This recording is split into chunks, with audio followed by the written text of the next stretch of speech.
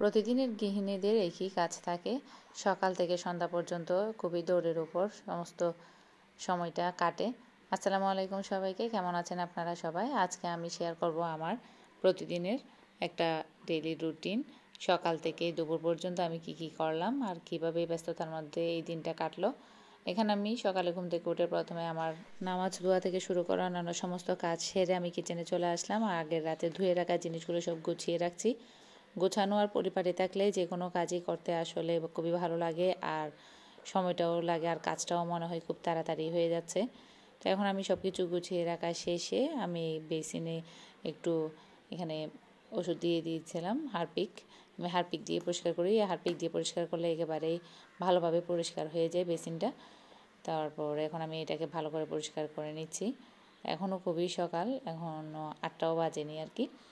তো এগুলো পরিষ্কার করে নিলাম। আমি সব সময় ভালো করে ধোয়ার পর আবার শুকনো পরিষ্কার কাপড় দিয়ে মানে পানিগুলো মুছে নিই আর কি। পানিগুলো মুছে নিলে মনে হয় আমার জিনিসটা ভালোভাবে পরিষ্কার থাকে, কোনো পানির দাগ থাকে না তাই। আর আমি এখন এখানে ফ্রিজ থেকে কিছু মাছ বের করে রেখেছিলাম এর আগেই, ওটাতে একটুখানি পানি দিয়ে এদিকে চলে আসলাম। একটা বাঁধাকপি ছিল ছোট একটা, ওটা কেটে নিচ্ছি, ওটা একটা ভেজিটেবল তৈরি করে নিব আজকে। আর এখানে ফুলকপিও ছিল একটা, ফুলকপিটাও কেটে নিলাম। ফুলকপি আর বাঁধাকপি দিয়ে একটা মিক্স একটা ভাজি তৈরি করব। শীতকালীন সবজি দিয়ে যে কোনো সবজি বা তরকারি ভাজি প্রত্যেকটা কিছুই মজা, আর এগুলো রুটি বা পরোটা দিয়ে সাথেও খেতে খুবই মজার। আর এখানে আমি এই মিক্স সবজিটা তৈরি করে নিলাম, আর এদিকে বাচ্চাদের সকালে খাবার জন্য একটু ম্যাকারনি তৈরি করে নিচ্ছি।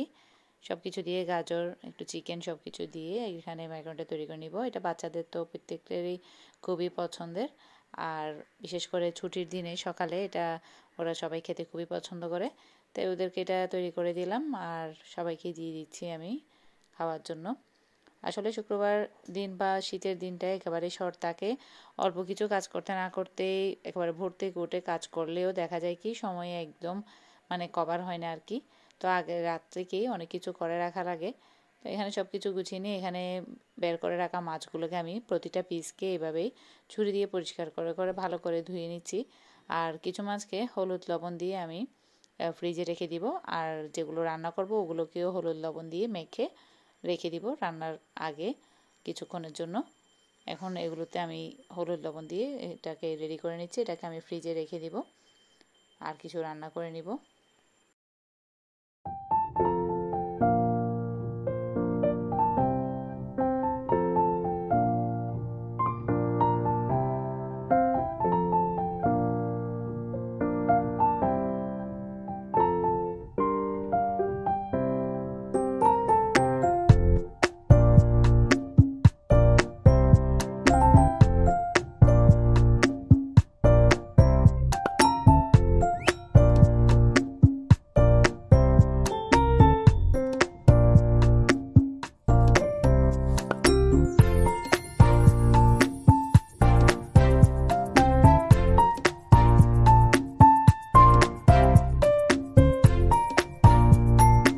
মাছ আর জিনিসপত্র সব কিছু ধুয়ে এখন বেসিনটাকে ভালো করে ডিপ ক্লিন করে নিচ্ছি। প্রতিদিনই এটা কাজ, ভালো করে একেবারে সম্পূর্ণ সমস্ত কাজ শেষ করে ধোয়াপালা যা আছে মাছ মাংস সব কিছু ধুয়ে বেসিনটাকে আমি আবার পরিষ্কার করে নিই। আবার খাওয়া দাওয়া শেষে বা অন্যান্য রান্নাবান্না শেষে আবারও করি। আসলে এটা বারবারই করতে হয় বা বারবারই করা লাগে আমার, না হয় ভালো লাগে না আর কি। তো এখন মাছ আর অন্যান্য তরকারি শেষে ধোয়া শেষে এখন আমি এই বেসিনটাকে পরিষ্কার করে নিচ্ছি। এখনও রান্না বাকি আছে, এগুলো আমার মরিচ আর রসুন আদার বক্স ফ্রিজ থেকে বের করে নিয়েছি। প্রতিদিনই এটা সকালে উঠে বের করে নিই, রান্নাবান্না শেষ করে আবার ঢুকিয়ে রাখি আর কি।